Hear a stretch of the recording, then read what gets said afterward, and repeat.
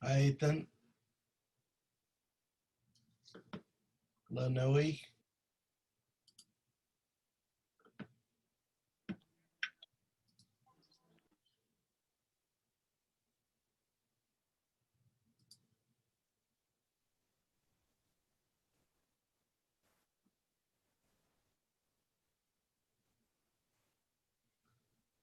give everybody another minute. See if we're being joined by anybody else. In the meantime, I'll pull up our thing.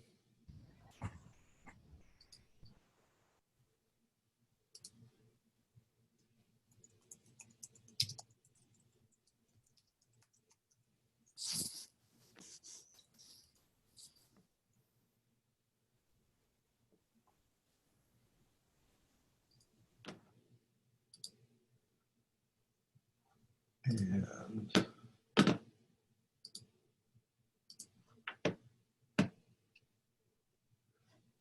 oops. Okay. So let's get rolling. I hope everyone's doing okay. Whoops, I just gotta grab this, bring this over here. So let me just start off with a little bit of an update with orienting you guys about where we are, where we're going, just maybe a little bit of housekeeping. And then we, don't have time to spare, so I guess what we'll do is we'll just dive into the midterm study guide. So let me share a screen because I just want to show you guys where we're at.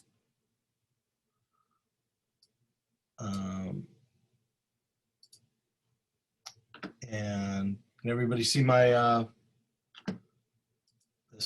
my drive? Yeah. Okay. All right. So wait a minute. Let me let this person in.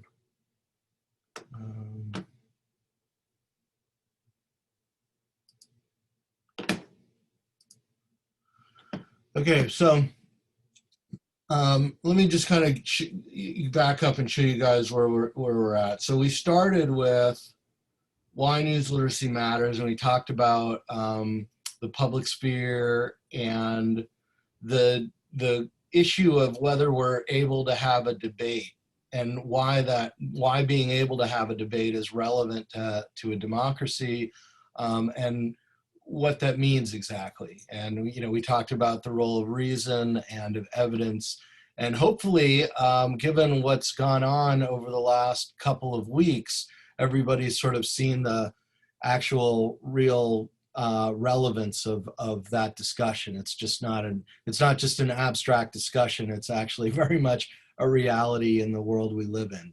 Are we capable of a debate? Did anybody see the debate last night? Did anybody see The Fly? So what's the Fly? Does anyone know about The Fly? Someone want to fill it? For those who missed the debate, they probably also missed The Fly, so maybe someone should fill them in. I mean, it was nothing like major, really. It was just literally a fly was sitting on Mike Pence's head for 2 minutes and then it just flew off. But it was pretty funny to the internet. So. Yeah. It was parked on his head, and there's quite a lot of reaction to it. So I guess we return to some certain themes. What are some of the main concerns that people have had since the original Trump debate about these debates? That there probably would have been much debate, or like there would be barely any like control to it. Yeah, they're interrupting each other, right? Did you guys hear the news today that If Trump can't be there in person, COVID or no COVID, he's canceling the next debate. And part of the thing is he says, and they want to be able to cut you off whenever they want to, which is this whole discussion of should there be a mute button on the candidate so they can't just like literally physically overpower the other person by not shutting up and talking over them. So can you guys see the relevance of the first exercise we did right there about are these debates based on reason? And is it the concept that they had in the Enlightenment of, two sides arguing and the best arguments win out, right? And so you're right, Cody, that has very much been an issue of like, can there be some guardrails on? So one I just mentioned is, can you get the person to shut up and let the other person talk, which you would think would be a pretty low bar, right? But what's the other issue that's come up in these?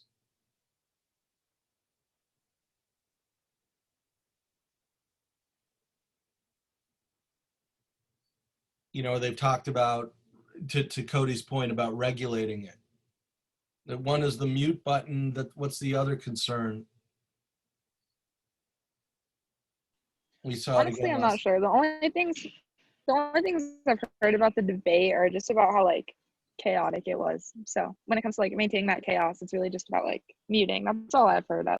Yeah, so one part of it is that they interrupt I don't want to put it as two sides. There's certainly one side that's been of greater concern than the other side in terms of interruption. I guess the counterpoint to that would be is if you give people like control of the debate, then like I guess it wouldn't be like a natural debate.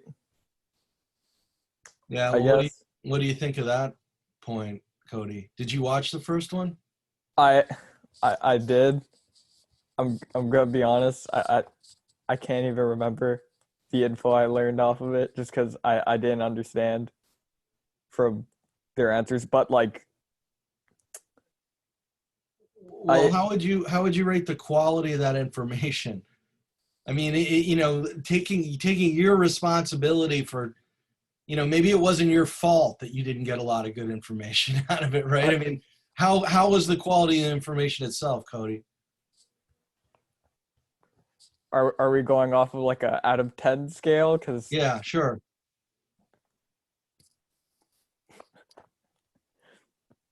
Maybe 4 out of 10.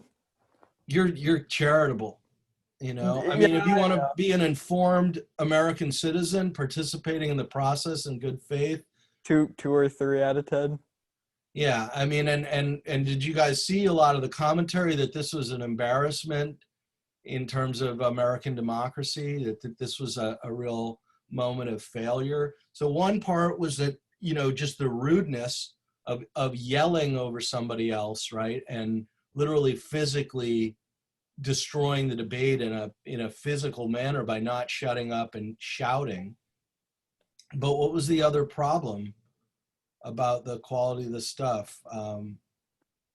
It was inaccurate, right? Didn't Trump lie a lot? Fact checking and lying, right? It's yelling and lying. So, I mean, what were the things that we looked at when we did our initial debate?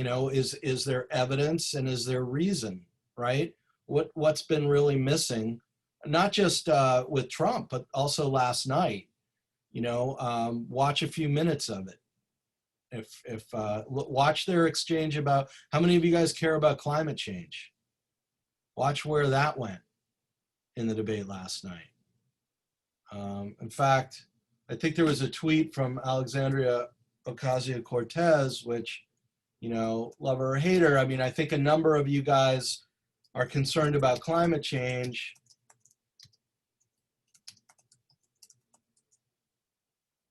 Let me see if I can find what she said exactly.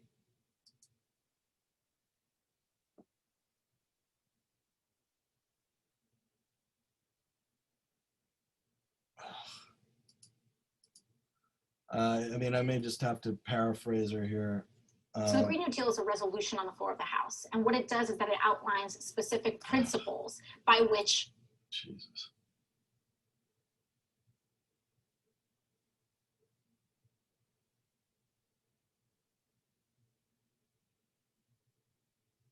Hang on, let me look at.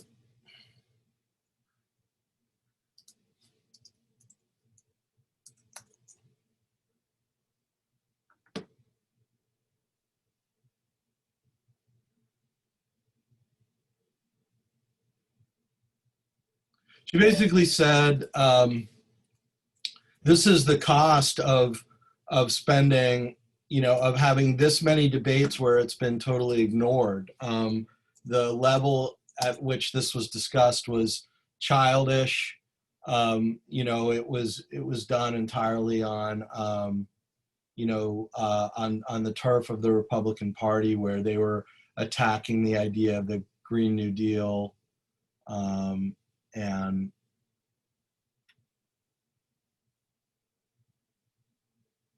anyway, I'll see if I can find it later on. But so just to go back to what I was saying about the schedule of the class, we started off with talking about the quality of the debates and why that matters in terms of news literacy.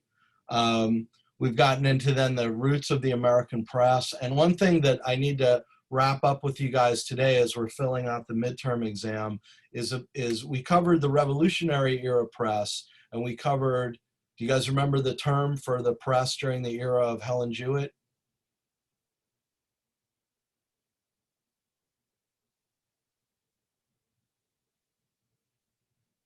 So it's the penny press, okay? So some of the terms we, you know, and we'll go over these on the midterm exam, but do you guys remember the term partisan press and what that refers to? Mackenzie? I think your mic is off, Mackenzie. Okay, well, so we'll go over some of this, but we got from the revolutionary press to the era of the partisan press, which is when you really had the press representing different political parties, and it was very nasty. It was kind of a low point in the history of the press. To then the penny press, which is like the 1830s, and that's when I had you guys do that reading about the murder of Helen Jewett. Then there's the era of the yellow press, which is the end of the 19th century. And we didn't really get, we spent a long time on those early periods, but we didn't really get to talk about that later period.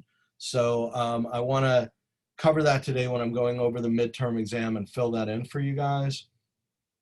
But then we did information neighborhoods, right? That's, you know, the idea that, or info zones as they're called. So then we got, you know, at this point, we shift from kind of a general question of why news literacy matters and the roots of the American press to where we get into really the units about news literacy itself. And that's when we get into information neighborhoods, right? And then we got into be the editor and the news drivers and that kind of basic information about that. Now we're into standards of news, and that's why I've been talking to you guys earlier this week and today and also next week about bias, and that's going to be kind of where we're wrapping up for the midterm, okay? But for standards of news are also going to include the idea of objectivity and notions like balance or fairness, because these are typical terms we use for standards of news. So we will cover that here, objectivity. And then the next big unit is fake news, propaganda, and demagoguery, right? So after we kind of finish up with standards of news, objectivity, and things like that, we'll talk about this whole history of propaganda, and then we'll do a quick unit. I'm going to, I think, make this shorter because we're talking about this all the way through, this image of the journalist and the way that the journalist is represented in movies. And we're going to get into the profiles you guys did on journalists. But then we get into deconstructing the news. And that's really kind of, this is the practical, these last weeks during November is when we get into really the applied and practical stuff. In a sense, what we're doing here is we're picking up on this idea of, well, I mean, it really follows through on everything else we've done this semester, right? It's really the practical steps of like, okay, here's a given story. What's our system for determining whether it's true or not true? But I put this at the end of the semester because I think all of these other things we're covering, like why news literacy matters, the history of the press, the standards for the press, including bias and objectivity and all that, and this whole thing about the history and tactics of propaganda. All of this is important to understand as context for when we get actually into the practical stuff of, okay, here's a news story, do we have a checklist or some kind of a method for telling whether it's Dr. true or not? Gorbick, I think Meg is in the waiting room. She Okay, said she I'll asked go for there. us to ask to let. Okay, sorry.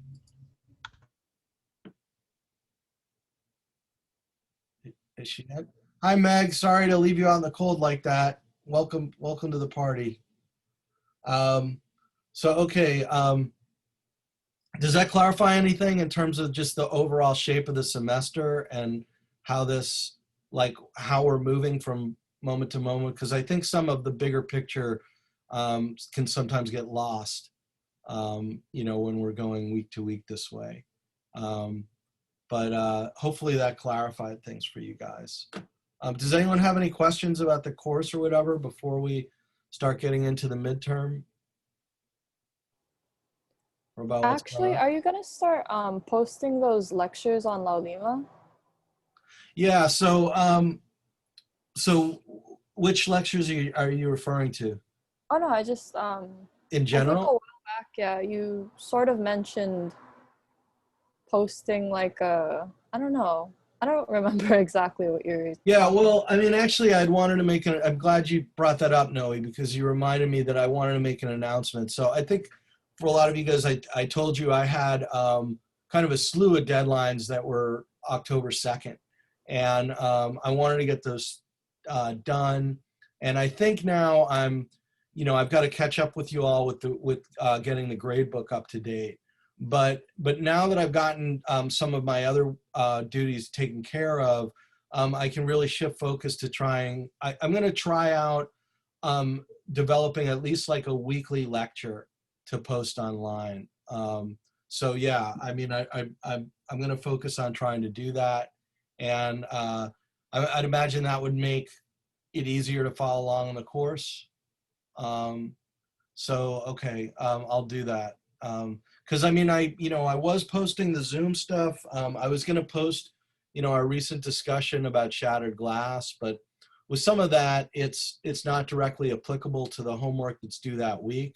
And so I need to be ahead of the game rather than just posting Zoom videos of us discussing this stuff if it's going to be useful to you for the homework. So I'm going to try and do, probably not with my face in the camera, but like I'll put up the slides, I'll script it, and I'll try and interweave video or multimedia to make the lecture more sort of informative and engaging. Yeah, I'm going to kind of make a commitment right here to do that going forward. Sorry that the course has been kind of minus that up until now, but it was just it was just too much to get ready each week with everything I had going on before this. But excellent question, Noe. Is there anything else you guys want to know about the course or about where we're at? Luna, your mic is off. I think you're speaking. No, sorry, I was coughing. Oh, okay. All right, you guys. So let's get rolling on the without further ado, on the what's it called, on the Google Drive.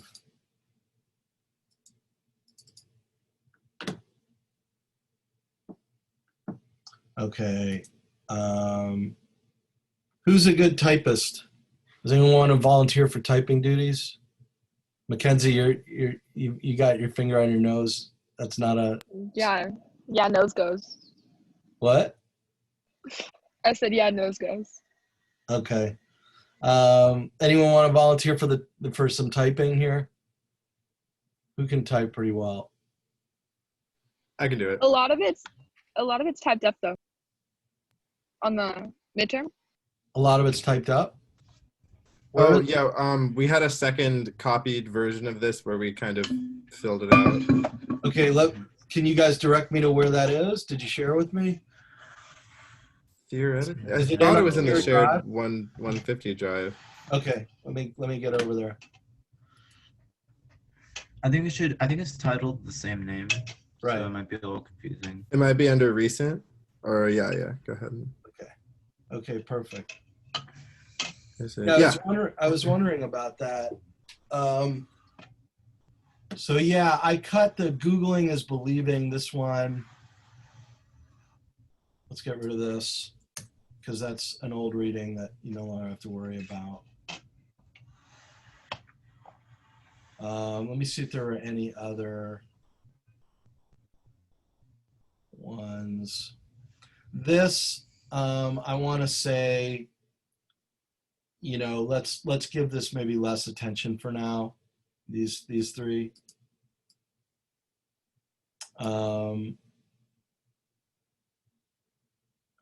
You know, I think if I were to redo the midterm, or there's no questions on the old version about this, and we changed the study, the readings. I changed the readings for this semester, and so really it was more a discussion of this argument of whether, you know, you guys read the Michael Shudson thing, and there was this argument about whether people are hardwired somehow for news, how there's this ancient or just thing that's baked into us about a, you know, natural need for news, or whether news has changed over time. And that was part of Michael Shudson's argument. Do you guys remember this, about how the public sphere, what was his argument about the public sphere in regard to the idea that we've always had the same need for news? Can anyone? Are you talking about the awareness instinct? Yeah, the awareness instinct, and how did he relate the public sphere to that, Noah? Oh, That's a while he ago. was that the same chapter as the study guide wrote? Was that the same chapter as his? Oh yeah, the public spheres. Well, he basically postulated that they needed to evolve. Like, we always had the instinct, right? But they needed time to kind of perfect, and he gave 18th century European coffee houses as an example of that, as an example of how, while the need is there, the perfection of the place takes time. Sort of. I mean, I asked you a tough question because it's what a couple months ago or you know, weeks ago that you read this, and it was a subtle point, but I think it was an important point. It ties this together. So maybe what I would do is I would replace this with a question about that, and the question would be, what he was arguing was that there hasn't always been a public sphere. Okay. So he was saying, well, they argue that that people have an awareness instinct, right? Meaning that we've always had the same natural needs for news. And he said, I don't know that that's true. And then he says, for example, we haven't always had a public sphere. We haven't always functioned in a democratic way where there was always, you know, a forum or a way that we as a community had public questions. Was he also the one though that said that people have this like innate desire just to be informed, like they literally feel empty without being aware of like the issues that are going on, or was that another reason? Well, I think that the person who really said that, and you did do that reading as well, was this guy, Mitch Stevens. He gave all these examples of these, you know, in pre-literate societies, they would go do somersaults or whatever, the tribal activities of the news crier or whatever. But the last reading you did was Shudson, and he looked at what Mitchell Stevens had written and what some of these other people had written. And as Noah correctly pointed out, he said, okay, they're talking about something they like to call the awareness instinct, which is something built into us. And he said, I don't know that I totally buy that. Or if it's true, I'm not sure if we know exactly what that awareness instinct is. And then he brought the public sphere back into that. And he said, for example, we haven't always had a public sphere. That's something that was new. We may assume now that every society always had a public sphere, but actually this is a modern thing. Now, personally, I don't know if I agree with that.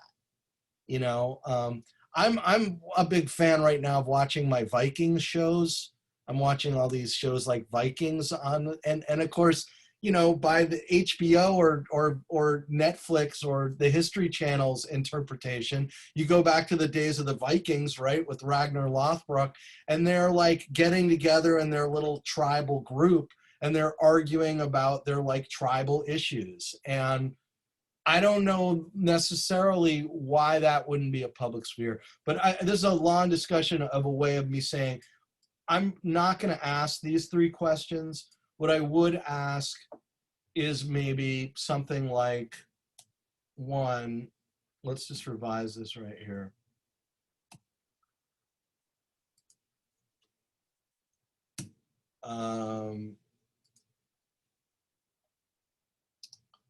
What does Michael Schudson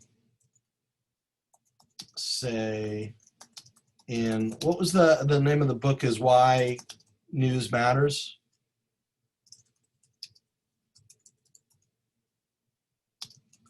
About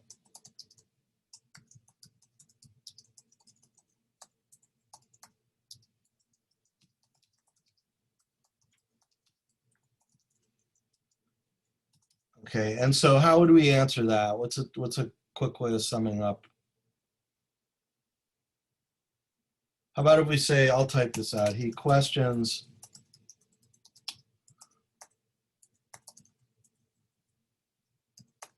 whether we always had the same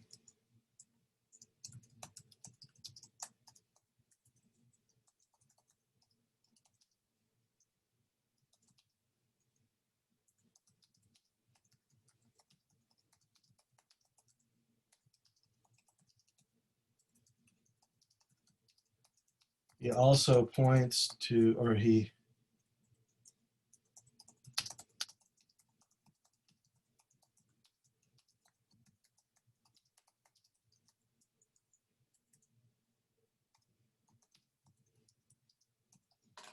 Dr. G, I'm sorry. Is this then not the updated study guide for us? well, it is. I'm going to say, instead of a question about those 3 things, I would ask about this. And it would be like a multiple, you know, the only difference between this, Noah, and what you'll get, it's going to be open book, first of all. But the only difference between this and what you'll actually get to work on is that you'll get multiple choice questions. So as long as you, and the point of this is not to like so much of a test, is just to go over the material and for this to be, for the exam itself to help you kind of learn it and bake it in. You see what I'm saying? So it's going to be open book. You'll be able to have this handy and just fill in the bubbles for the multiple choice. Okay, I just mean like for the questions like going forward, are more of them going to be different than what you actually typed in the first place, or was that just like a spasm? I think that's the only one. Okay, thank you. That and what I just cut out of the Googling is believing. Okay. And it's not really different. We did go over that other stuff, but the fact of the matter is on the exam, I don't ask any questions about Burleson or whatever. And so this, if I'm going to add one, it's going to be this, which didn't exist in the past thing. So yeah, I kind of just, sorry, I just tweaked it live with you all, but you know, that's fine. I was just making sure that most of it is generally the same as what you said it was going to be.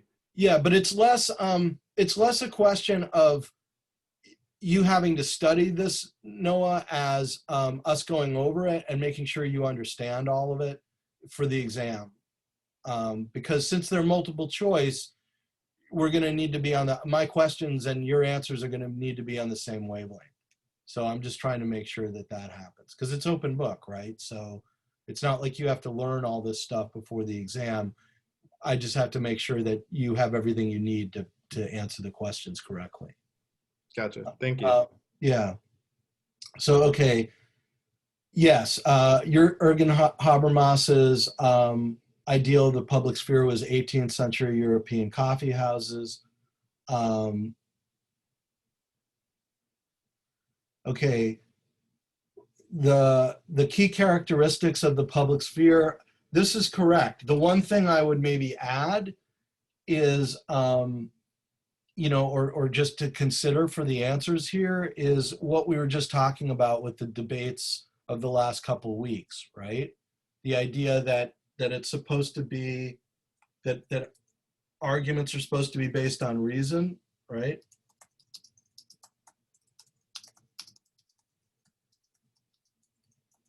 And evidence.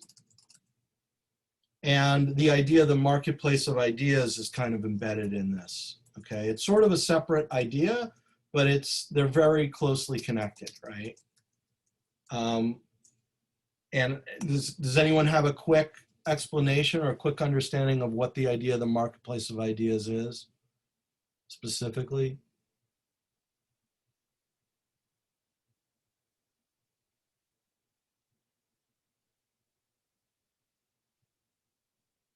I wouldn't call it really separate than the idea of the public sphere, but it's embedded within it. Libby, were you going to say something? I mean, isn't it kind of like the free market effectively, but obviously for ideas, if that makes sense? So it's, I don't know, I guess it is linked to the sphere, but I don't know what I was going to say, sorry. I remember them talking about a free market and how it's kind of that same thought. Yeah, and so you're right. And then the question is, you know, this is where the difference between information and understanding comes in, and why I'm trying to do this is that why would they be using something like an example of a free market for ideas? You know, why would that even matter? Because it justifies the existence of a public sphere, and it's just like the more people you have, the easier it is for the truth to emerge. Yeah, although they're not, I mean, like with the market, they're not saying, oh, the bigger the market, the more likely the truth. Or like the more freedom they have. Yeah, what they're saying is with the idea of the marketplace of ideas is that the value of a given idea is going to give it its place in the marketplace. That ideas have value, just like products have value. So if I make a crappy computer, it's not going to sell well in the marketplace, right? If I have a crappy idea, it's not going to sell well in the marketplace of ideas. So it's the idea that the best ideas will win out. Okay, and this came out, you know, one of I mean, there's some dispute about what the real origin of this term is, but the most famous time when the origin is brought up, does anyone know what that was with a certain judge, right? Does anyone remember who that is or what they're talking about? Was that the Zinger trial, or are you talking about a different one? No, but it's a very similar type of thing. That's the thing, is a lot of these things are almost like the same. It was a case in about 1920, and the Supreme Court justice was Oliver Wendell Holmes. He actually was on the losing side in that argument, and it was a debate over censorship, and they were going to put in jail a guy who was a socialist who had printed this socialist newspaper, and they did put him in jail. And I think, in fact, the guy died in jail. But Oliver Wendell Holmes wrote the dissenting opinion and used this term marketplace of ideas in arguing against censorship. And his argument is all ideas should be allowed out there. So I guess in that sense, you're right to bring up freedom, Noah. But it was that if you allow all the ideas out there, the best ideas will rise to the top. So somebody can come out there and preach whatever toxic, whatever they want, the best ideas are going to rise to the top. That's the belief of the marketplace of ideas. So all of that is tied in with this notion of the public sphere, right? Now, what have been some of the criticisms we've heard in the past, some of the most popular ones or loudest ones about Habermas and his idea?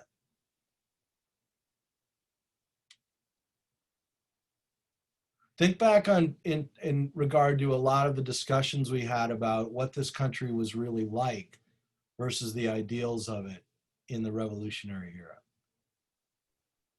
That 18th century coffee houses weren't as free and open as he made them out to be. That's right. Yeah. So that, you know, that there were, that women, people of color were not allowed in those early coffee houses, right? And there's a broader point being made there, right? Which is that people may have stated, that Habermas came about in the 60s, and he was looking back at the whole history of democracy. And he was saying, well, what this really is this idea of a public sphere where everybody comes out and talks. And what people said is, yeah, but it's never really worked that way very well. And here's a major reason why it never has. Right? So that's just simply the point there. Any of you guys have any questions so far? Is everybody following this? Okay.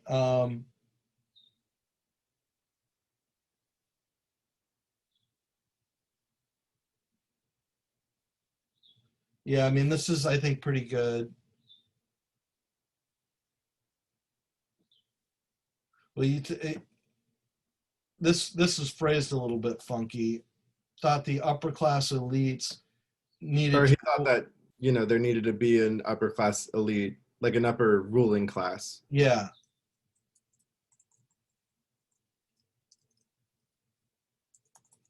Maybe we should say because the mob couldn't be trusted, right?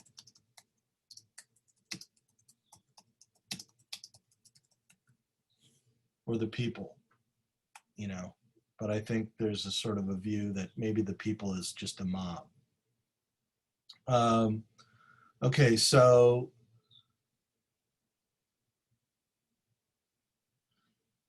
who were among the founders of government disagreed with Emerson? Yeah, this is good, but again, I guess that this is a good answer, but I guess we want to say there was a mistrust in the mob. It's just that, it's a similar, it's the same answer as the one before it, maybe.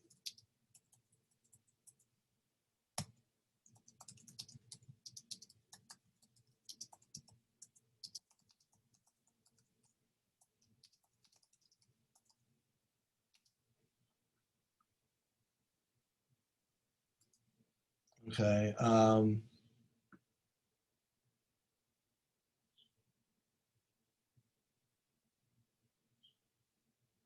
So this is pretty good. I'm not sure how well we can sort of parse this out. I have to let me look at what I have for the midterm for questions for it. I think that maybe what's missing here about where it left for me to decide of a government without newspapers or newspapers without government is it's a little bit like talking about the public sphere. That when Jefferson made that comment, he was making a comment about how the essence of democracy lives in something like the newspapers, right? Because the essence of democracy is not the building or Congress or the president or this, or any of those institutions or the FBI or whatever. It's not the institutions. The essence of democracy is the people and their ability to self-govern, right? And so in order for people to self-govern, they need to communicate with each other and they need to, keep each other informed. And newspapers do that. Okay, Congress doesn't do that. Congress gets elected to rule, but the essence of democracy lives with the people. And that's where he said, newspapers without government or government without newspapers. I prefer newspapers without government. Because if you truly believe in democracy, you truly believe in government of the people, then as long as you have newspapers and a people, you have the essence of democracy. So you basically have the government because the government is the people. Does that make sense to you all? Okay, let me just look to see what the question would be. actually on the exam. See if that's confusing at all.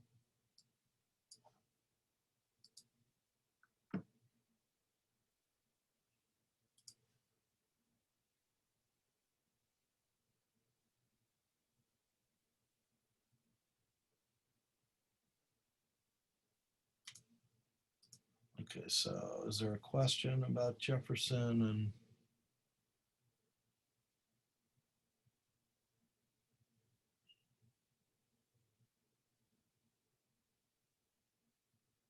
No, but I am asking in here about what was the Stamp Act? What was, what were the two papers or the two kinds of papers represented in the story models reading? What are the Aren't those Zenger? questions? Aren't those questions like same? What they're farther down below. Yeah, so let's Like move there on are to these. questions that specify. Let's move on to these. Because this is all just getting directly into this. All right, so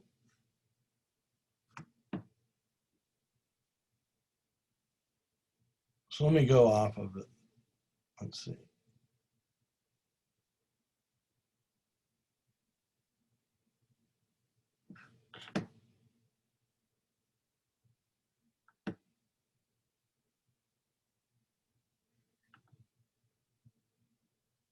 All right, let's go about the Helen Jewett murder. Okay. Let me see something. It's going to be most helpful if we skip down to, all right.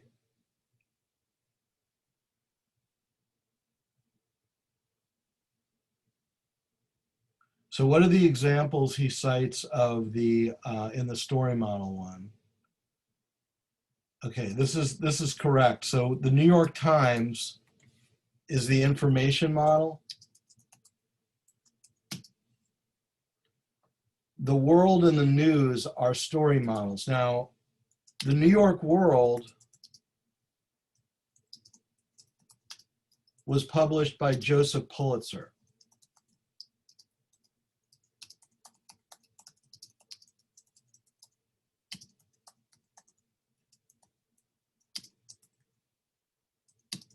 The Journal American, which is the other one of these papers, was published by William Randolph Hearst, who is the main character, in Citizen Kane, that Citizen Kane was based on. Okay. The Hearst and Pulitzer papers were called the Yellow Press. Okay. So when Schudson was saying that by the early 20th century, there were two models of paper, he was saying there was the serious news for wealthier readers who would read the New York Times. And then the working class and the poorer readers would read the William Randolph Hearst and Joseph Pulitzer papers. And those were the story model papers. And you guys remember me showing you guys the different kinds of newsprint from back then, the stories about opium dens and the sensational stories versus the serious stories. So that was the difference between the story model papers of the Hearst and Pulitzer papers and the information model of the New York Times. So if the question is, according to the story model readings, which of the following statements are true? Select all that apply. A, Thomas Jefferson was America's first true friend.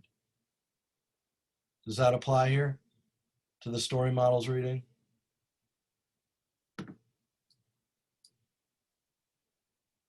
So this is the story models reading. Information model and story model. Information model is New York Times, story model is blah, blah, blah. Anything in there about how Thomas Jefferson was friends with newspapers?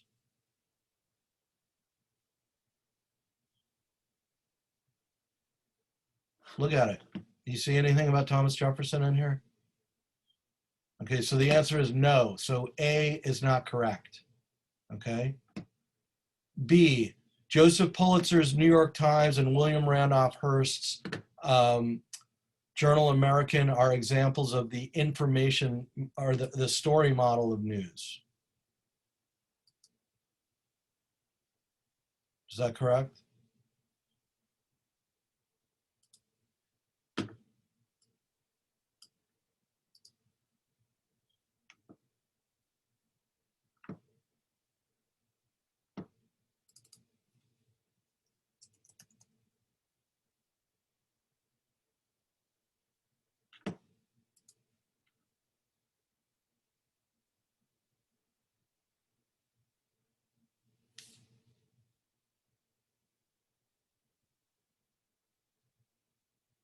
What's the answer?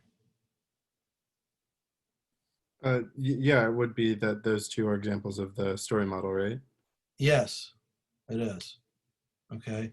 So according to the story, here's the question. According to the story model's reading, which of the following statements is true? Select all the correct answers for for full credit. A, Thomas Jefferson was American journalism's first true friend. True or not? False. False. Okay. B, Joseph Pulitzer's New York World and William Randolph Hearst's Journal American are examples of the story model of news. True. Okay. C, the New York Times is an example of the information model of news. True. True. Okay, so that's that.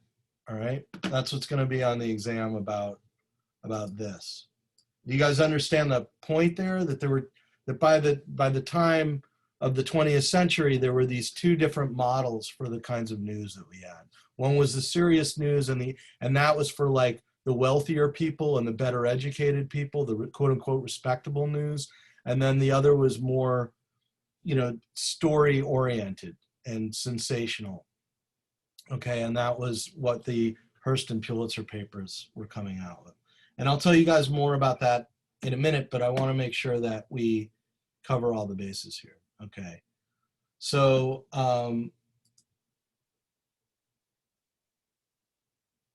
this stuff about Richard Robinson. Okay.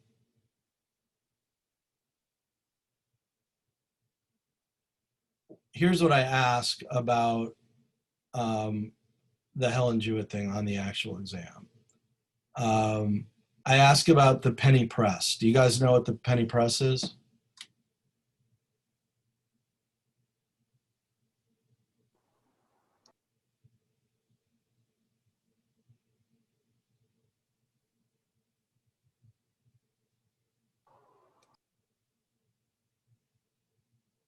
Was it about newspapers that were only like a penny? They were very cheap. Yeah. So the penny press comes out in during the time of the Helen Jewett murders, right? And where's the list of, where I give you guys the list of terms and I say make sure that you understand them. Okay, here it is. So I would focus on this for a lot of this stuff down here. Because I'm asking, like, what was the Stamp Act? Okay, was it A, an 1861 law that all correspondence during the Civil War had to carry an official approval stamp by the government? Was it B, a British law that all newspapers had to be loyal to the king and must contain only loyal content and must therefore bear the royal stamp on its masthead? Was it C, a 1765 act imposed on the 13 colonies in the Americas or in America that levied a tax on many printed materials and required that they be printed on stamped paper produced in London? Or D, was it a 1798 act that required all printed materials be declared free of sedition and bear a stamp of approval, of government approval? You guys want me to read those again? It was the C, right? Yes, it was C.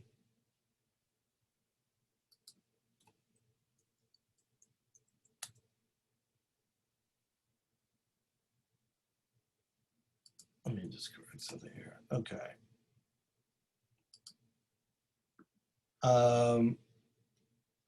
So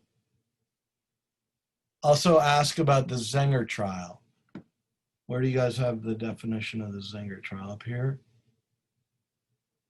It's right underneath the Where is it? in the Right here? portion It should be of number term. 7. Okay. Yeah, there it is, right there. Okay. So, yeah, what was the meaning of the trial, though? You guys are correct about this, but freedom of the press is not really. Select all the correct answers. What event established the basis of free speech in colonial America? A, the Zenger verdict that true statements are not libelous. B, the appointment of Benjamin Franklin as a colonial librarian. C, the founding of newspapers with a firmly industrial base. Or D, the enactment of sedition laws affecting political leaders but not the press.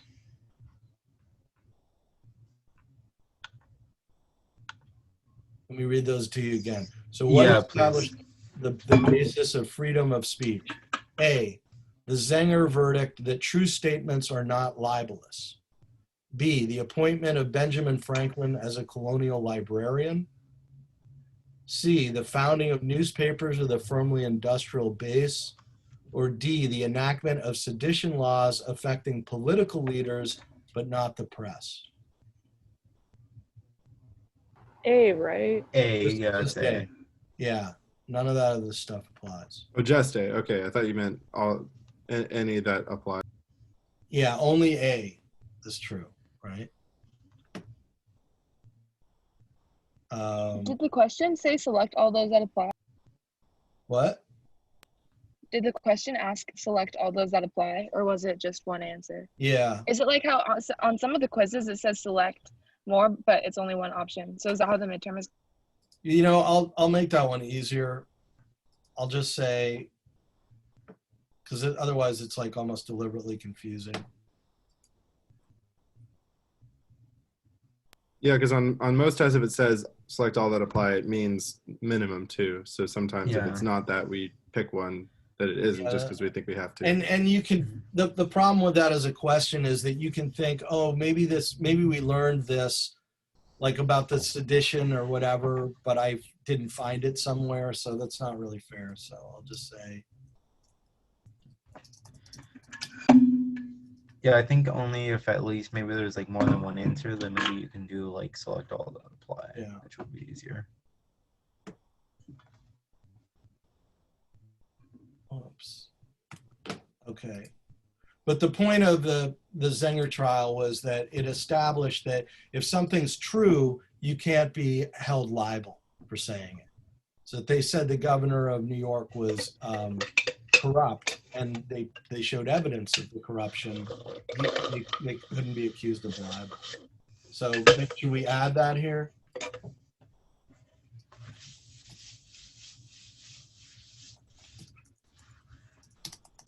Really, the ruling determined that if something printed is true, it can't be libelous. And that's why it established the freedom of the press. Right. Okay, the next one on here, the partisan press. Let me see if I ask you guys anything about the partisan press on here. No, I know, but this was.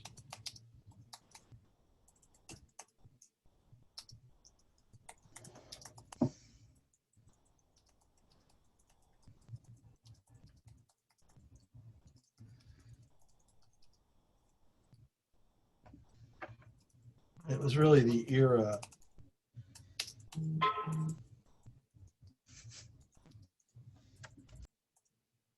So this is like circa 1800, right around 1800. And the papers were particularly nasty. They were also expensive because they hadn't yet invented the penny press. They hadn't yet started publishing them with the steam-powered press. Okay, so this was the steam-powered press.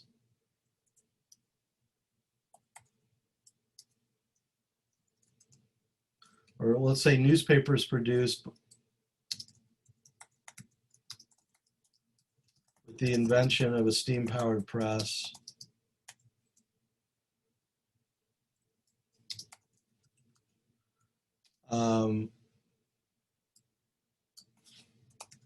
This brought the cost of the papers down to a penny and ushered in a new era of journalism,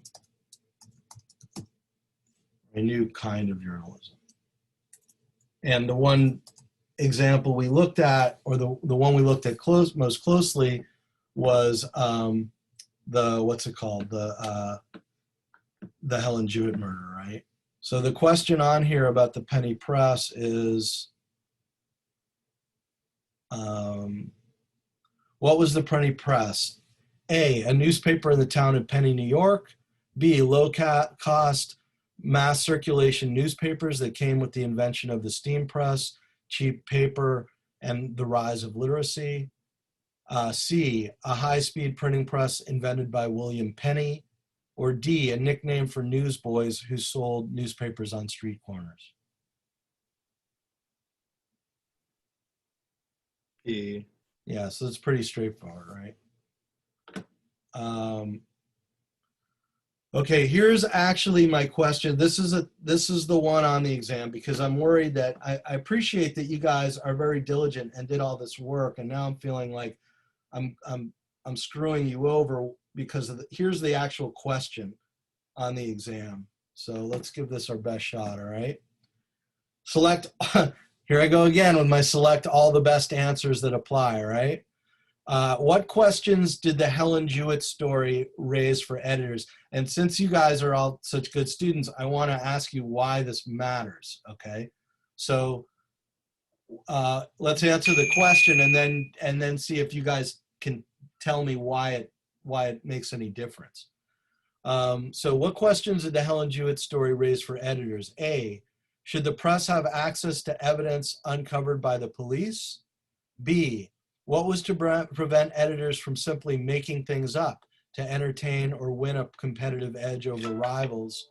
And C, should editors declare their opinions on the guilt or innocence of the accused?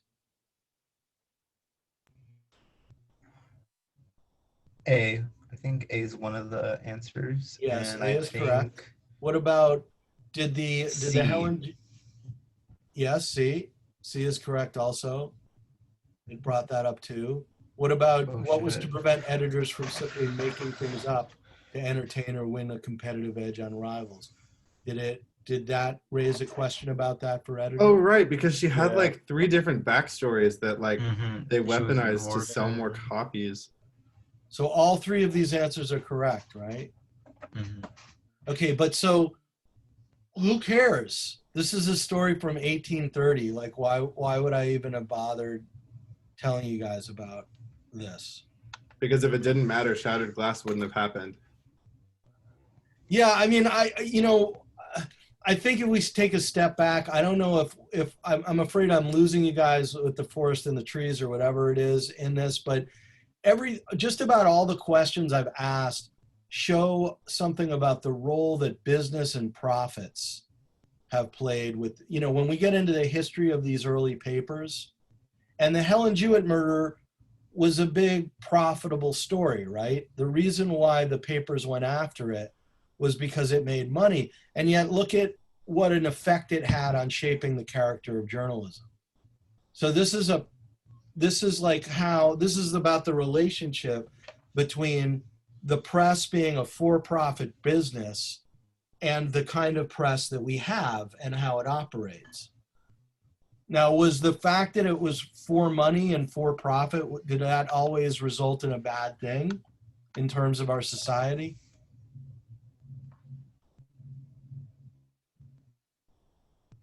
Well, no, I feel like the idea was good, but essentially, like the product of what came out of it, just people exploiting the actual news just to get like sales. You know, obviously that carried into society.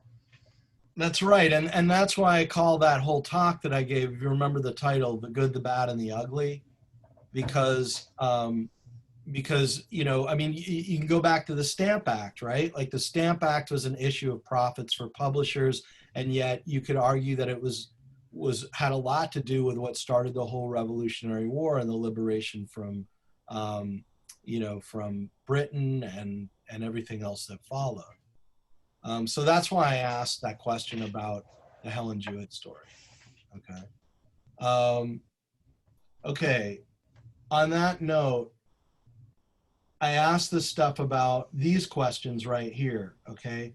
Now these I do ask about on the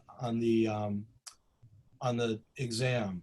So I want to go over that with you guys just really quickly by pulling up the slides.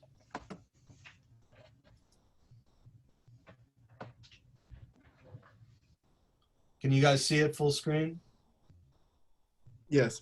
All right, and I'm going to be pretty quick about this, but it's important for both the exam and for to finish kind of where we started.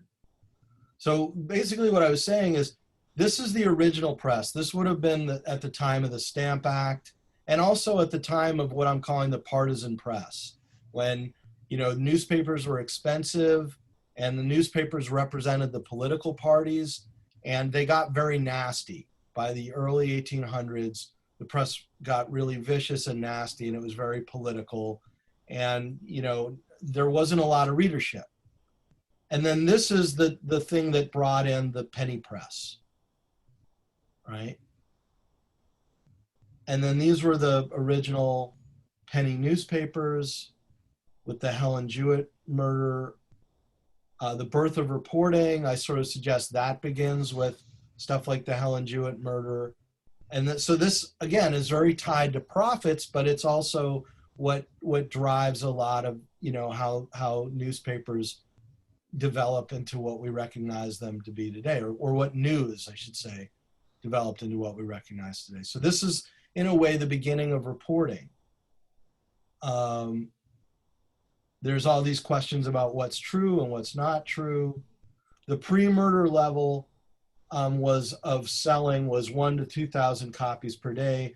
Bennett is soon selling out print runs of 10 to 15,000. By the time of the trial, his circulation will be up to 20,000. All right, now on these slides, I get into the mid-19th century, but you don't have to worry about that. So by the time of what I'm calling the yellow press, we go from this at the beginning in the 1700s to this at the beginning of the 1800s to by the time of what I'm calling the yellow press of William Randolph Hearst and Joseph Pulitzer. This is what the presses look like. And they're printing out now hundreds of thousands of copies of things. And it's becoming really big business, okay? These are, you're seeing, it's like, it looks like a major factory now when they're producing the press. And this is a newsroom. And this is what they can look like now because of the evolution of the technology. So, you know, along with the technology and the money involved, there's this burst of art and creativity in the press. And the first comics come out in the press. So this is all in the William Randolph Hearst and Joseph Pulitzer papers. Okay, and so it becomes a big war between these two guys. And Joseph Pulitzer, if you guys know from the Pulitzer Prize, and you know it's still a major name in journalism. Pulitzer is this immigrant, highly intellectual Jewish immigrant, and Hearst is this like sort of rich kid, whiz kid type of guy who, you know, is kind of I guess a mischievous and a troublemaker, and you could argue sort of a publicity genius. He knows how to make a big splash. And these papers start like, you know, they're full of imagery. They have all of these talented writers writing for them. So it's a really innovative time for newspapers.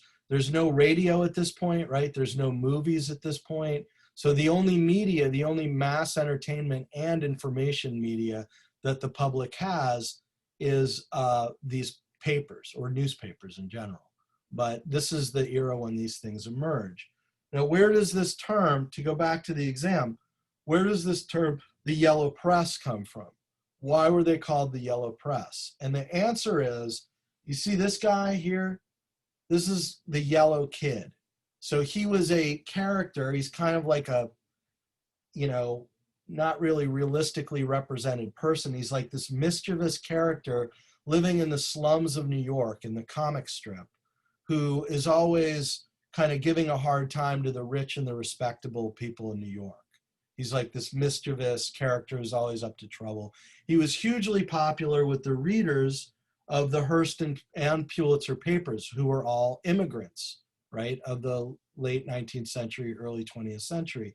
And so when these guys had a newspaper war together with each other, it was a battle over who had the guy who drew, his name was Outcult, the guy who drew the Yellow Kid comic. And first, Pulitzer had the comic, the Yellow Kid comic, and then Hearst stole him by offering the guy more money. And then Pulitzer created a new Yellow Kid comic. So they both had this Yellow Kid comic in it. And that's where they got the name, the Yellow Press. So the answer is, if the question is, why was the press called the Yellow Kid or the Yellow Press? It was because of the Yellow Kid, okay?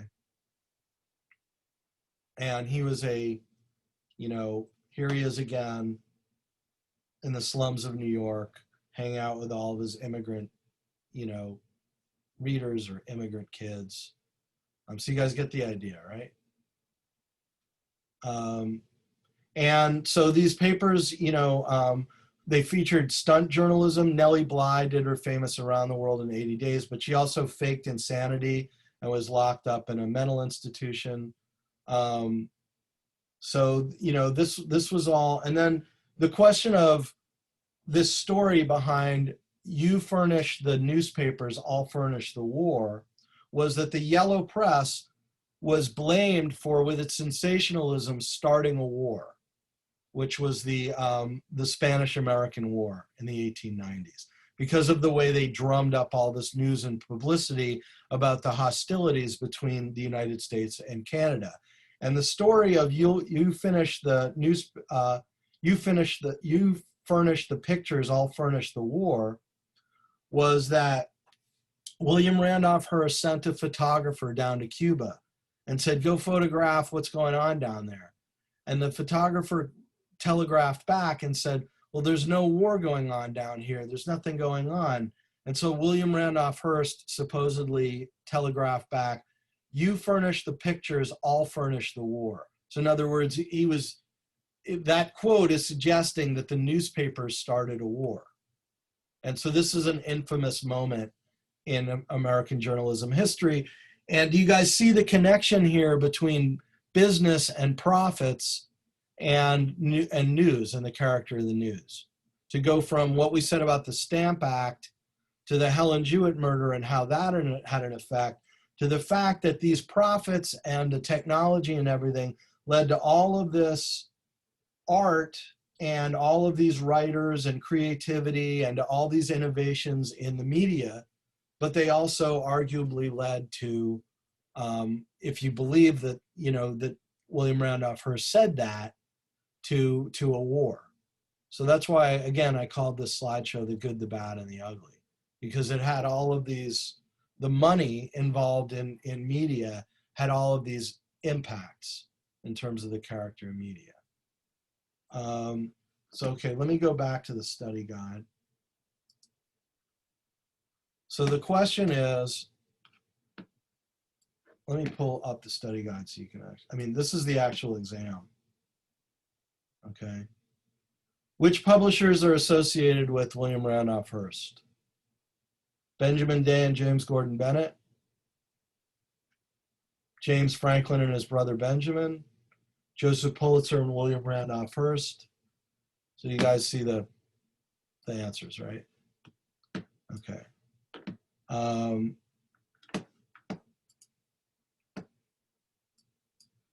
Okay, so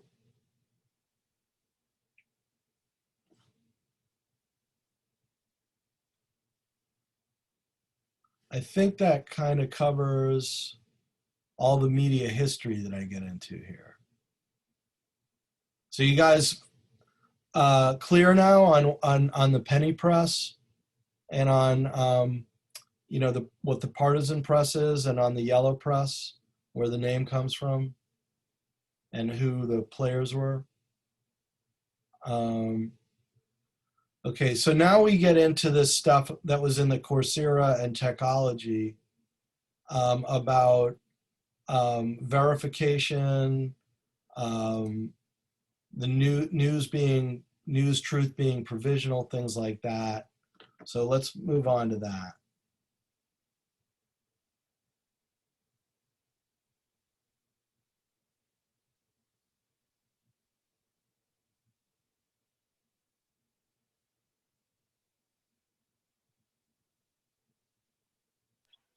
Professor, do you know where we're going to pick up tomorrow? On Tuesday? Oh, yeah. Yeah, I want to pick up on, why do you have to go, Mackenzie?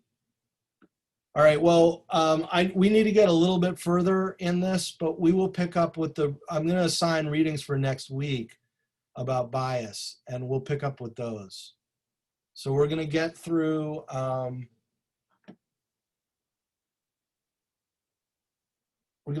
pretty much, let's see.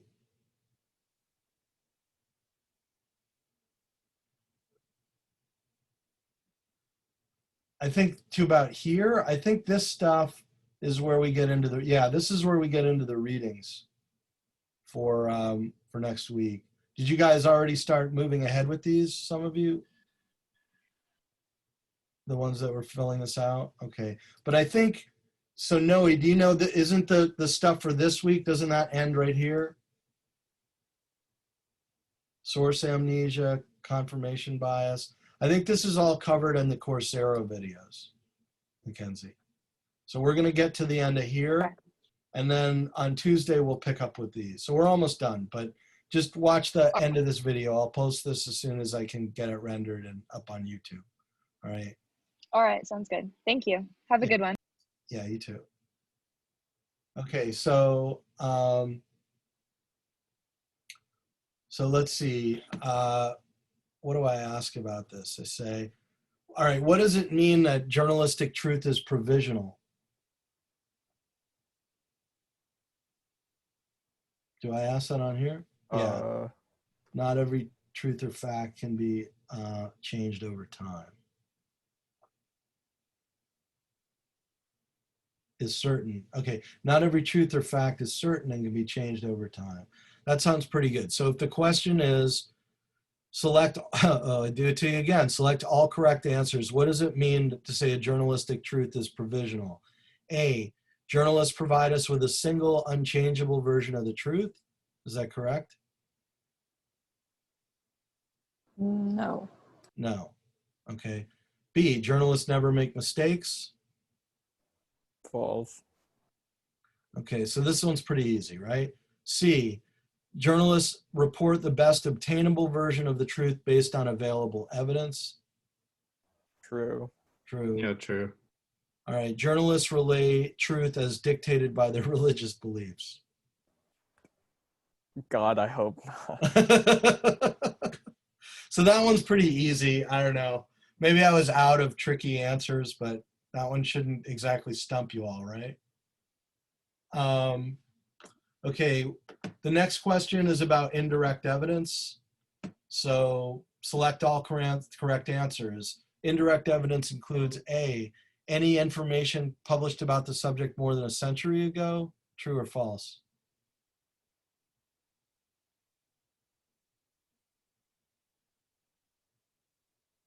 Does that make sense as a definition of indirect evidence? Can you read that again? I'm sorry. Yeah. Select all correct answers. Indirect evidence includes any information published about the subject more than a century ago. Indirect evidence. That feels false. That's false. Okay. B, secondhand information about the subject that has not been verified by any source or journalists. False. Yeah, that's also false. That's just not verified. Yeah. It's secondhand information that has not been verified by any source or journalist. Okay, so C, basically the same thing as direct evidence, or D, anything found on social media is considered indirect evidence. Which of those, let me read these to you again. What do you think? If you had to pick one, I'd say B, because that's, I guess, the closest. Yeah, that's B. Are we allowed to, I mean, I guess indirect evidence you're not supposed to use in journalism anyway, but that basically means it's unverified, right? Yeah. It's secondhand evidence. That, So it's just something that hasn't been confirmed, something that you just heard someone say or something. Right. Yeah, it's,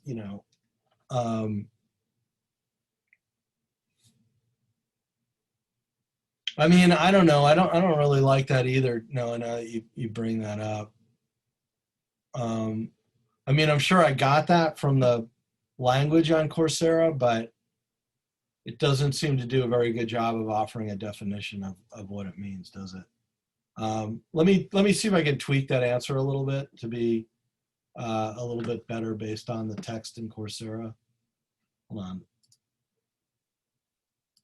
Let me look at it for a second.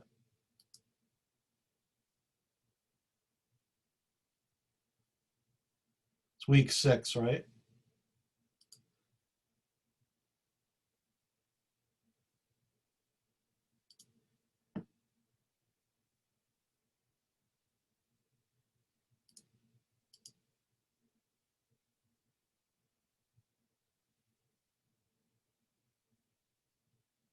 So somewhere here they give a transcript.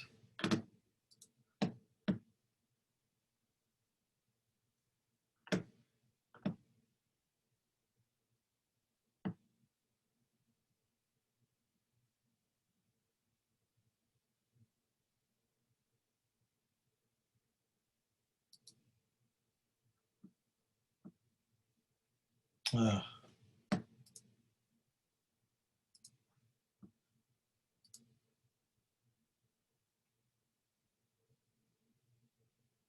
Let's see. Did you guys look over the transcript?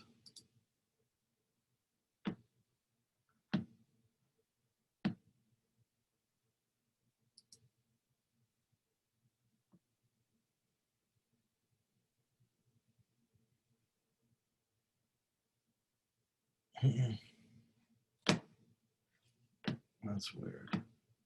All right, I'll just look over it and try and fix it. Did you guys find a transcript on Coursera for these videos? Maybe you have to select the video itself. Yeah. Yeah, the transcripts are just right underneath. Yeah, all right, so let's see, is indirect evidence in here? Evidence.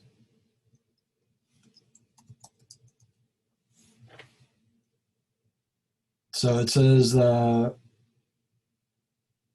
news reports also quotes an anonymous police department clerk who's overheard a rumor that the police officer who fired the shot has been suffering from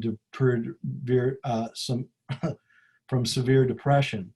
That is very weak indirect evidence to talk about the officer's mental health. If a reporter somehow manages to come by a medical record of the officer in question and it shows that he was in fact not mentally stable, then that's stronger evidence.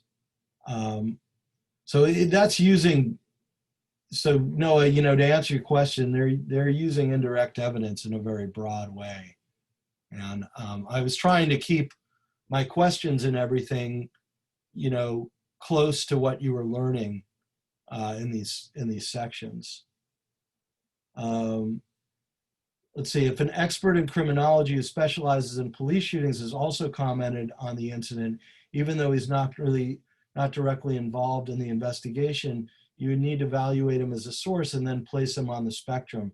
I would probably put him somewhere in the middle towards the indirect side, because he's an expert but doesn't have direct knowledge. So it seems to me that, like, from the materials I gave you, they're using indirect in a very specific way, and they mean very weak evidence. I'd agree with you that we may mean it in a much more solid way, but since I've given you this to go over, maybe I'd better not.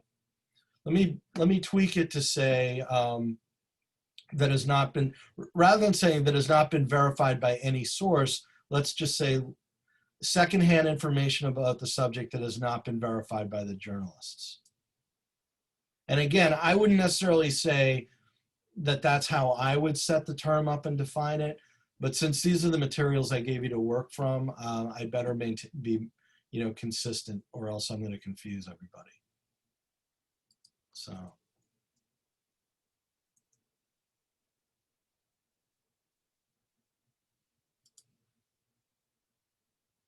Okay.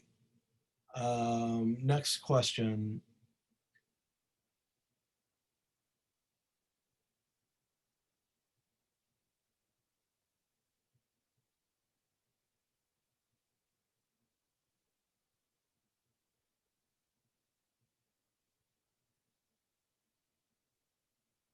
Next question is, select all correct answers. The reality of verification is that it is A, something that only the best journalists actually do well. B, difficult and time consuming. C, easy to do if the news organizations invest in the right computer software. Or D, not really necessary.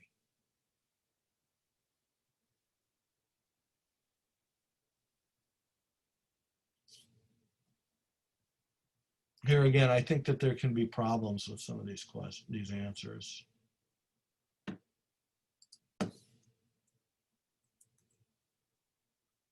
Let me reread this one to you because I just tweaked it, okay, to make it a little bit clearer. And I'll pause with each one, okay? So the reality of verification is that it is A, something that only the best journalists actually do.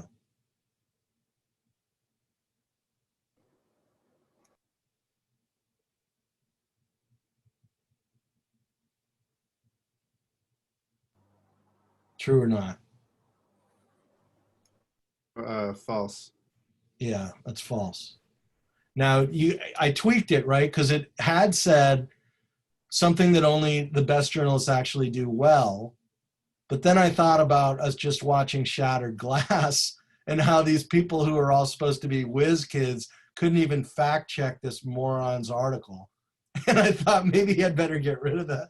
Maybe I better not phrase the question that way, because it's something that all journalists do. Clearly, it may be something that only the best journalists do well, because plenty of journalists don't seem to be able to do it very well. So let's leave that there. But yes, does everybody understand that? The answer would be false on that one. Okay, so the reality of verification is that A, something that only the best journalists actually do. We're going to go with false on that, so we're not going to check it. B, that it's difficult and time consuming. True or false? I mean, it depends, but True. Yeah. Okay. So in deference to Noah again, I'm going to write often difficult and time consuming, or sometimes. No, I'm going to do often, right? Because it can be a real, Noah, you remember what we went through just to find out if 300,000 people were killed or whatever? Yep, that was about an hour long for just one lie. Yeah. So we'll change that to often. Okay, so that's correct, right? It is often difficult and time consuming. All right, C, easy to do if the news organization invests in the right computer software.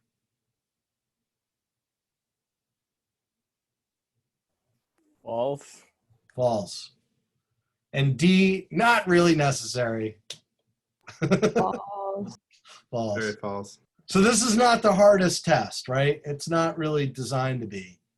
Wait, was that one entirely false? Not really necessary? No, I mean the whole question. No, because it was often difficult and time consuming. Oh, okay. Correct answer I is just- C. I was confused because the main takeaway of verification for me isn't that it's time consuming, but that it's necessary for journalism. So I was waiting for that to be like the not punchline, but the one true. But yeah, okay. Yeah, well, this question comes out of, again, the Coursera thing, and she's talking about provisional truth, and she's pointing out that you're not necessarily going to get from God's lips to your ears with things like verification. That journalism is an effort at being accurate and factual, but that doesn't make it enshrined in stone. Okay. Okay. So yeah, I mean, I could have asked the kind of basic questions of what are VIA, and sure, some of these questions are like that. Like when I ask, what's the penny press? Or, what is the story model? But most of these questions are, there's a bit more nuance involved in that, even though they're multiple choice, right? Okay, the rest of these, select all of the answers. Well, no, this is still from Coursera, right? Select all of the instances that would not warrant expert explanation from a qualified source.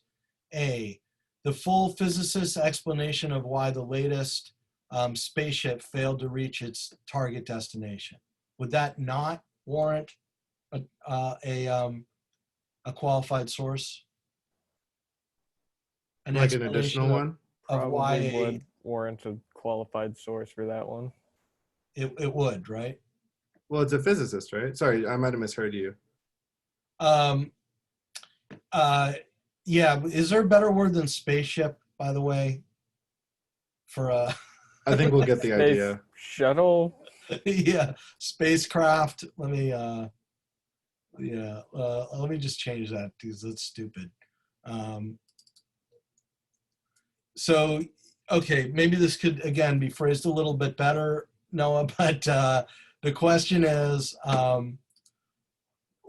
which of these, let me look at it again. Sorry, I'm scrolling back here.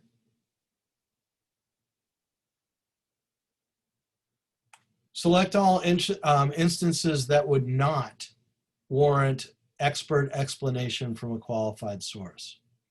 The full physicist's explanation of why the latest spacecraft failed to reach its targeted destination. Would that warrant explanation from a qualified source?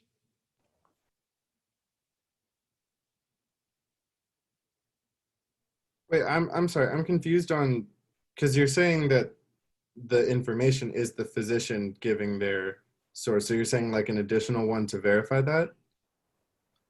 I'm saying, would that, is that the kind of thing that you need an expert opinion on? Oh, okay. So you're saying Oh, you're saying not that the physician has given their take, but if you're writing about it, would you want one to chime in? Is that the Yeah, question? why don't I edit this again and say why the latest spacecraft failed to reach its targeted destination. Okay. Okay, Professor, I have to go, but you said on Tuesday we're continuing from lesson 7, right? Yeah, I think so. I'll post this up there, Cody, but I would just say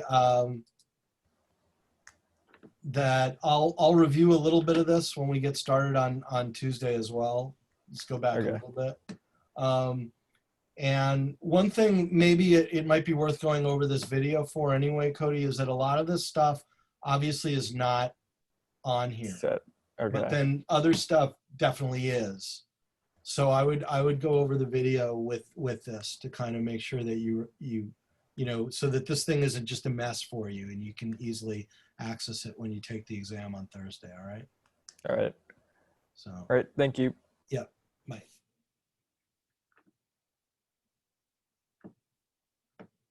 Okay, so that's a clear answer, right? No,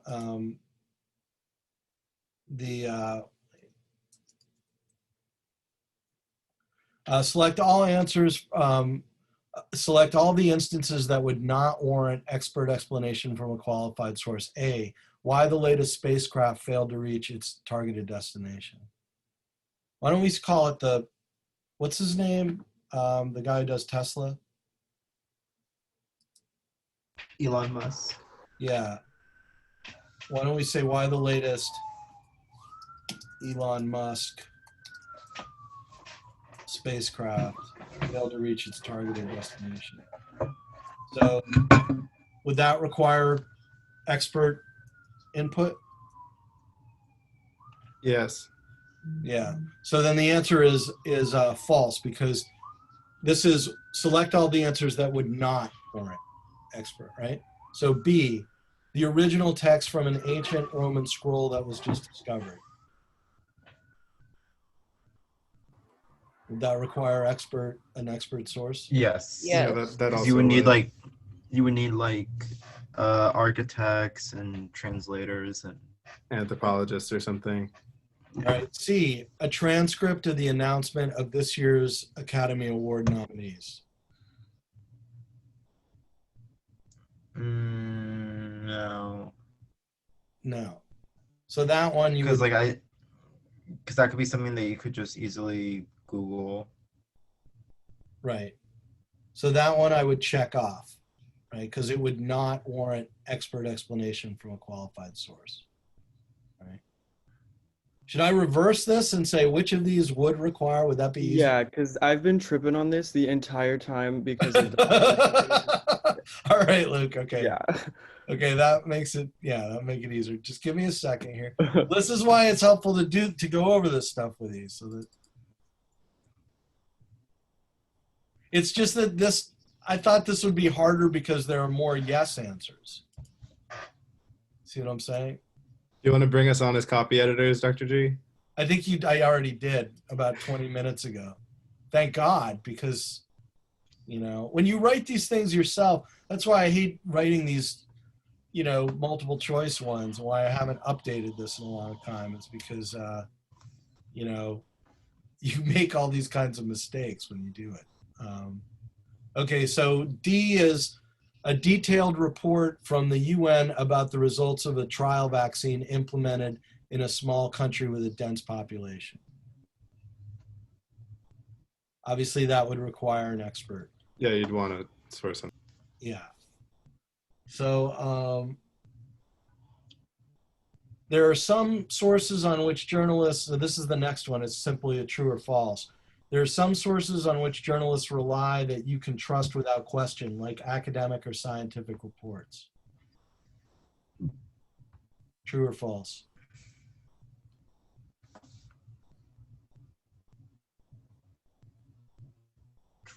Antonia, you want to throw in on this one?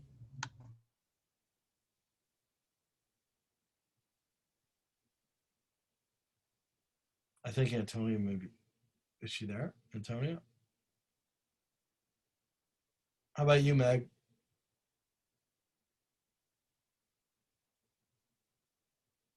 Did I lose these guys?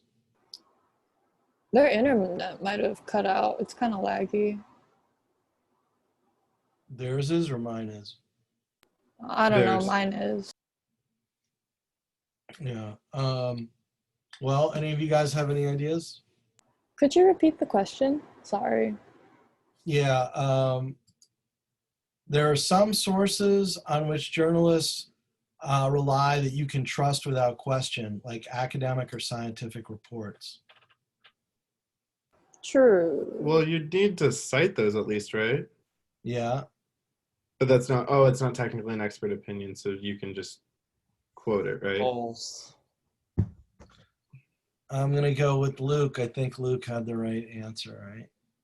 You guys remember what we were saying at the end of, the old quote at the end of when we were talking about shattered glass? Maybe a bunch of you guys had already left the party by then, but I was saying, if your mother tells you, this is an old saying by journalists, if your mother tells you she loves you, check it out. That's the quote I was thinking of when you started saying this one. Yeah. Couldn't remember the exact quote, but you need a source for everything. Yeah.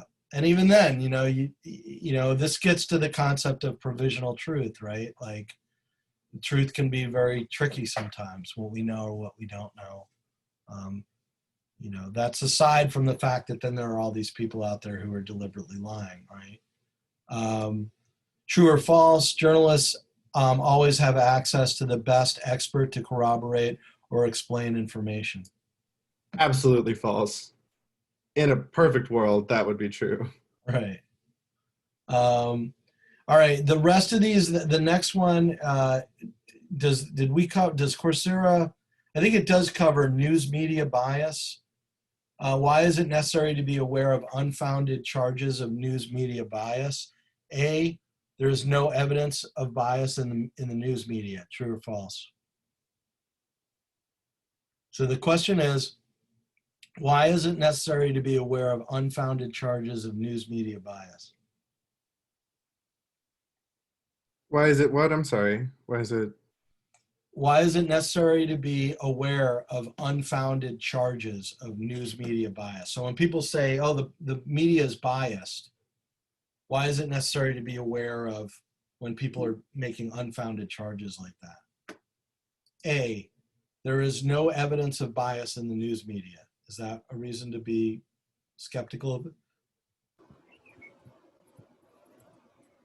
You guys understand the question? Why should you, when people talk about the news being biased, what are the reasons you should be suspicious of it when people say that? Okay. A, because there's no evidence because there's no bias in the media. Is that true? False. False, 'Cause right. there's always Right. So you guys have this on the exam under,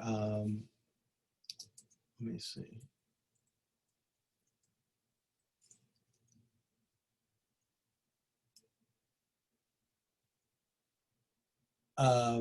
Okay, so you guys have this on your review. The question is exactly how it is on the exam. Why is it necessary to be aware of unfounded charges of news media bias? So why don't you guys, are you guys on your, can you guys find this on your review? On the document, yeah. Yeah, well, you have my screen up, so you can see it there, right? Yeah, right under lesson 7. Okay, so A, there's no evidence so if the question is, why is it necessary to be aware of unfounded charges of news media bias? A, because there's no bias in the news media. That's false, right?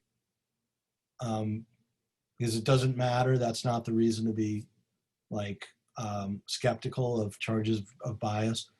B, it's not all news outlets are consistently biased. Also false. Yeah. C, it's impossible to prove charges of news media bias. Or D, news consumers may dismiss reliable information on the false belief that it comes from a reliable news outlet. that last one is Yeah. Yeah. And since we're in copy editing mode, I think that I'm going to make this a single correct answer. One of the We problems appreciate that. is that, well, see, one of the problems with something like that is that with the different materials I give you, and frankly, with my own way of talking about this, we have different definitions of what we're talking about with bias, right? So like, they're talking about a consistent, unfair, or distorted view of things. That's the way they define bias.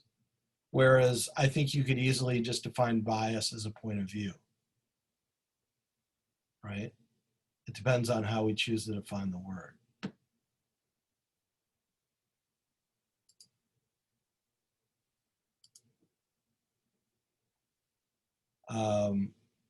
So, all right, let's see what the next one is.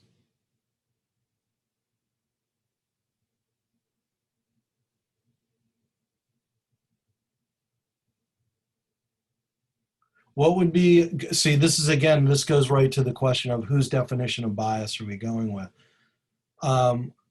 Which of these would be good evidence that a news publication is biased? A, many opinion pieces supporting the funding of a new regulatory agency. B, a series of articles exposing evidence of organization within a political party. C, publishing photos by a source that later turned out to be fake. Or D, a series of interviews with experts opposing a bill but none supporting it. So let's go through these one at a time. A, That last one sounds very biased. I'm sorry to interrupt, but yes. it's the presentation of only one side. Yes. So so D is definitely a correct answer. What about the first one? Many opinion pieces supporting the funding of a new regulatory agency. I think A would also be one also. What do you guys think? I mean, it's not openly, it's not like they're, bias would be only showing other people's opinions in support of it. The fact that the newspaper, because media can have like opinions without being biased, that's just having an opinion. But to present like only politicians who support it would be like definite bias. But to just post an opinion is like just kind of what journalists can do, I feel like. Right. So this raises another question, a meta question, which I'll get to at the end of this. But Luna, do you see his point? Yeah. Okay. B, a series of articles exposing evidence of disorganization within a political party. Does that show bias?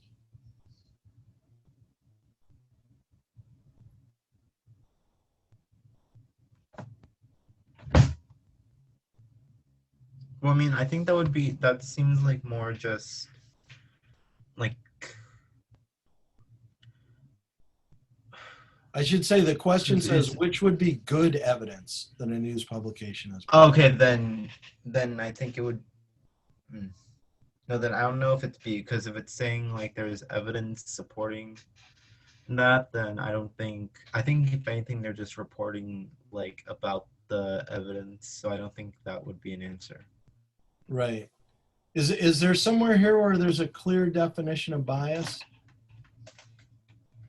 I don't think that was one of the explicit questions asked, so we probably didn't put a full definition in. Okay. Yeah, what is bias? Is there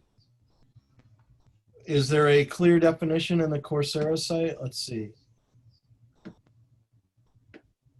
I'd have to pull it up again, I think. Any of you guys have it pulled up? I think it's on This Week for La Lima. I feel like I saw it there. The definition of bias? I believe. Let me check. Or it's...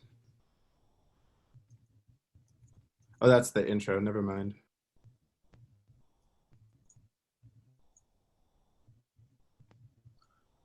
Well, they've got to do it early on in this thing. Let's look it up.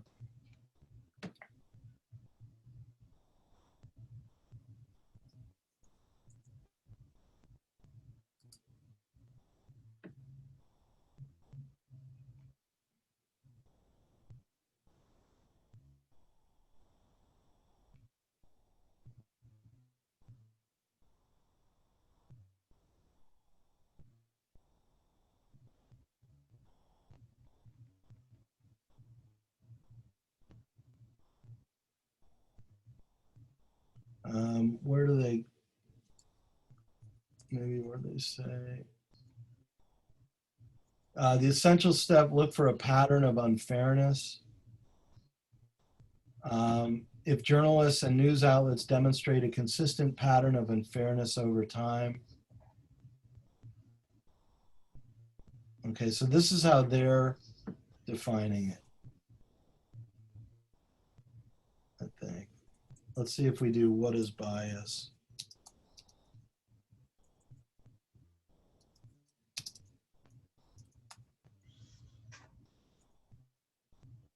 No, they don't make it that simple.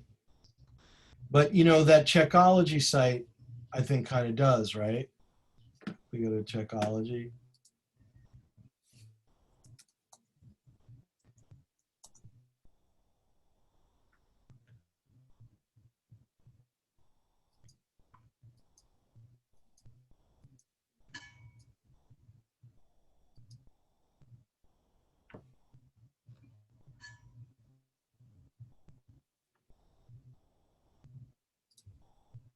Whoops.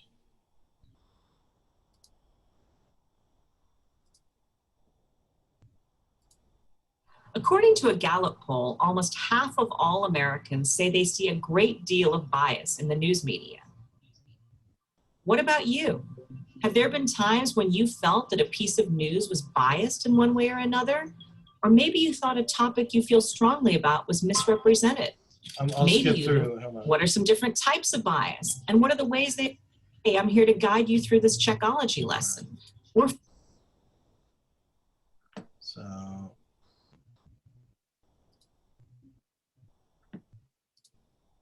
So what exactly is bias? News media bias is when opinions favoring one side of an issue or event skew news reporting in a way that is unfair or distorting. First, let's make an important distinction between news that aims to be Okay, so they both have that as a definition of bias. Okay. Now I could argue, if, the way that I use it a lot, the way I've used it a lot with you guys is I'm simply talking about the idea that people have biases, right? That they have a point of view. But they're specifically saying a pattern of unfairness, both of these materials. Okay. So given that definition, when they say what would be good evidence that a news publication is biased? A, many opinion pieces supporting the funding of a new regulatory agency. Obviously not, right? B, a series of articles exposing evidence of a disorganization within a political party. Luna, what do you say about that now? Is that good evidence of a bias? Your mic is up. Yeah, I would think that's good evidence. Anyone want to counter that? Could you repeat the question? Sorry. Yeah.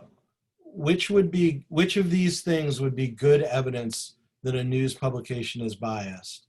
And the thing that he was saying would be good evidence is a series of articles exposing evidence of disorganization within a political party. I thought the question. So is that evidence of a pattern of unfairness? Oh, hang on. No, that doesn't make sense. Hold on, repeat it one more time. All right.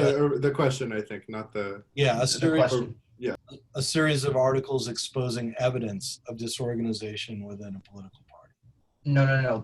The question. Oh, which of these would be good evidence that a news publication is biased? I think it should be just like which of these is biased, like because the evidence kind of throws. It doesn't. I don't think it really matters like if it's like news publication or not. I think it should just be like which of these is biased. Because I was thinking that the article would prove that there is bias. Yeah, instead of because these are all examples of the actual publication showing bias in their reporting. Okay, so which of these would be an example of bias? Is that what you're saying, Noah? So yeah, something like that. Which of the following would be an example of bias?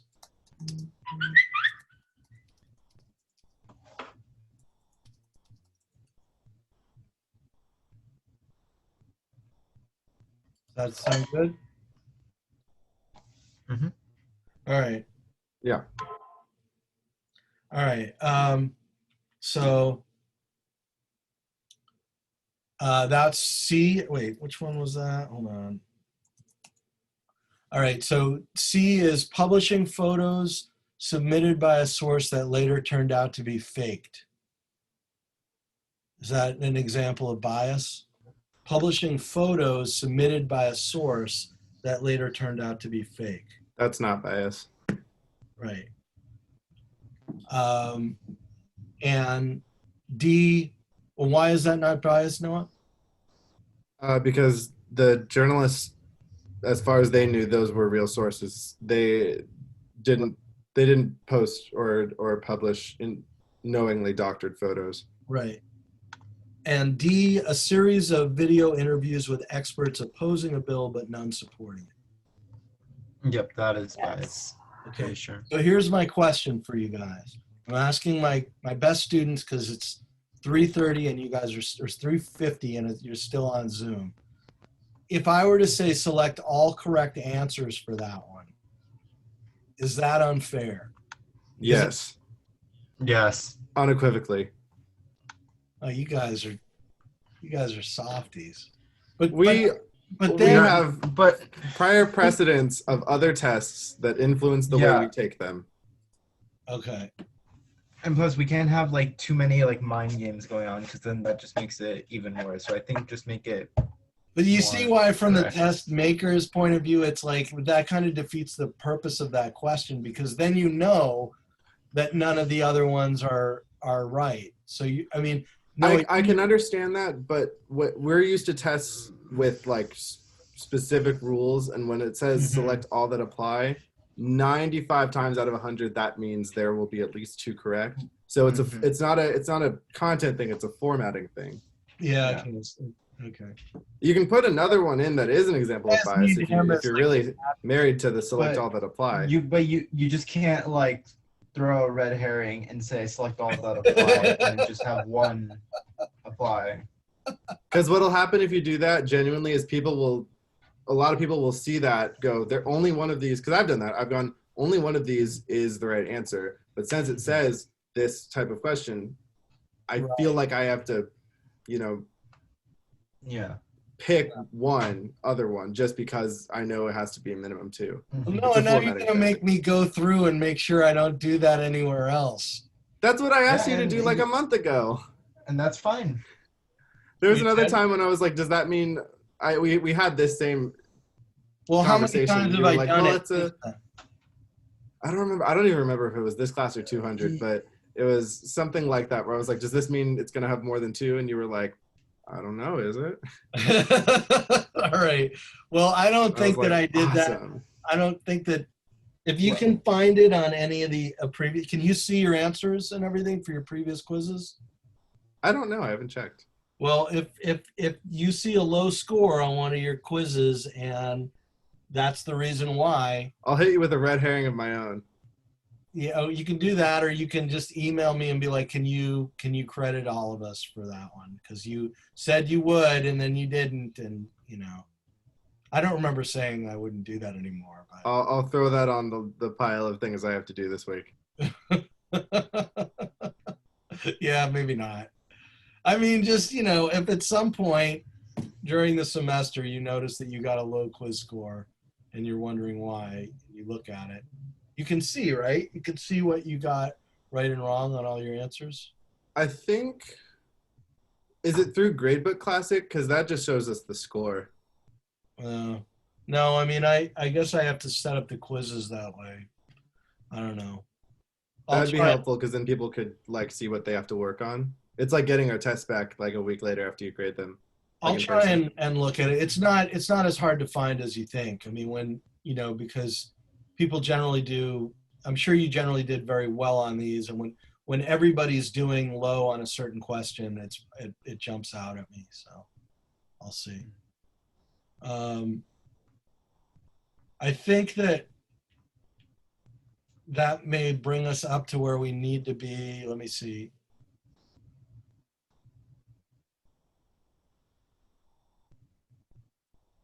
Source misattribution. This is still in the Coursera stuff, right? Source misattribution describes, now this is single correct. A, our effort to block out all information that might disrupt our mental harmony. B, our effort to find only happy, uplifting news stories. C, our tendency to attribute information we like with reputable sources and information we don't like with disreputable sources? Or D, there's only one correct answer here. Our tendency to forget whether we got information from newspapers, television, radio, or social media. C. Right? Yeah, that's correct. Did any of you guys know that? I think the D one that's the definition of source amnesia, right? Which was another aspect of the study guide. Yes. Yeah, let me see. I just want to make sure that you guys have this in here.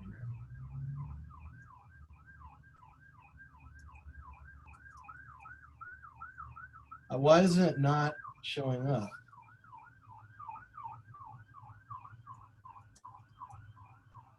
You have source amnesia,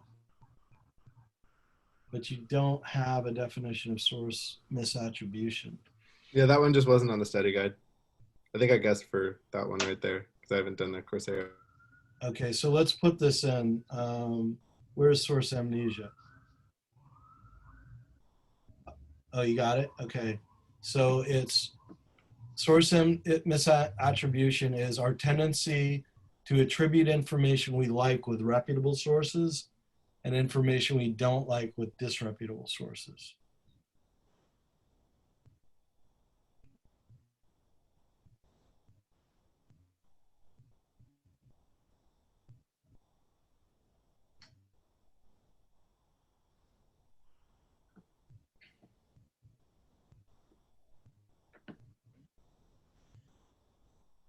Okay.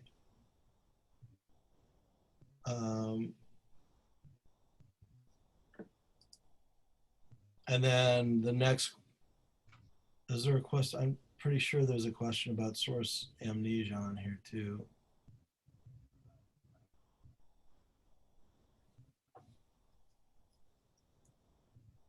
Oh, actually, Noah, I had said in parentheses, note, I had originally referred to this as source amnesia. Well, those seem like slightly different, or there's overlap. Yeah, what do you have for a definition of source amnesia? Amnesia, I think we had something along the lines of like you hear something and you eventually, as you gain more and more information, you forget what sources they each come from. Yeah, I think the reason why you don't know the answer to this, Noah, is because it's on this is from the readings for next week. I think this is from Brendan Nyam. Let me see. Well, do you know where you got this from? Source amnesia? That one, I think. Noah, did you fill in that definition?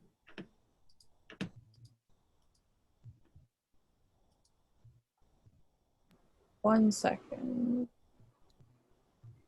My Zoom is acting up all weird right now. Yeah, my internet went down for a second. Sorry, what was the question?